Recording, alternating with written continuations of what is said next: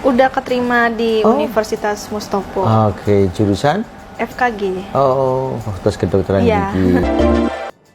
Dodi Sudrajat klarifikasi mengenai Mayang yang tak lulus tes masuk Fakultas Kedokteran Gigi di Universitas Mustopo. Rektor Universitas Mustopo sendiri yang mengungkapkan Mayang adik Vanessa Angel itu tidak lulus tes masuk Universitas Mustopo. Menurut Dodi Sudrajat, Mayang tak masuk FKG bukan karena tak lulus. Dodi Sudrajat membantah kalau Mayang tidak lulus.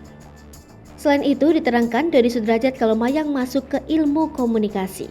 Sekali lagi, Mayang sudah menetapkan untuk masuk ke ilmu komunikasi. Namanya disebut biayai Mayang kuliah kedokteran gigi, Profesor Bambang tak terima. Profesor Bambang angkat bicara terkait dirinya dituding sosok yang membiayai kuliah Mayang. Pasalnya, Dodi Sudrajat belum lama ini membenarkan bahwa Mayang tidak mendapatkan beasiswa. Namun, ada sosok yang akan membiayainya diisukan Profesor Bambang. Mendengar hal tersebut, Profesor Bambang tak terima dan menegaskan bahwa hal tersebut tidaklah benar. Profesor Bambang mengaku bahwa bukan dirinya yang membiayai kuliah adik mendiang Vanessa Angel. Profesor Bambang melanjutkan bahwa dirinya hanya menyarankan Mayang untuk melanjutkan pendidikannya di Mustopo lantaran dirinya berada di sana.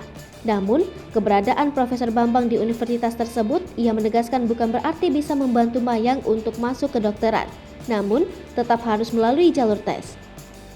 Sementara Profesor Bambang juga mengatakan bahwa Mayang tidak lulus dalam fakultas kedokteran lantaran nilainya tidak memenuhi standar dalam fakultas tersebut.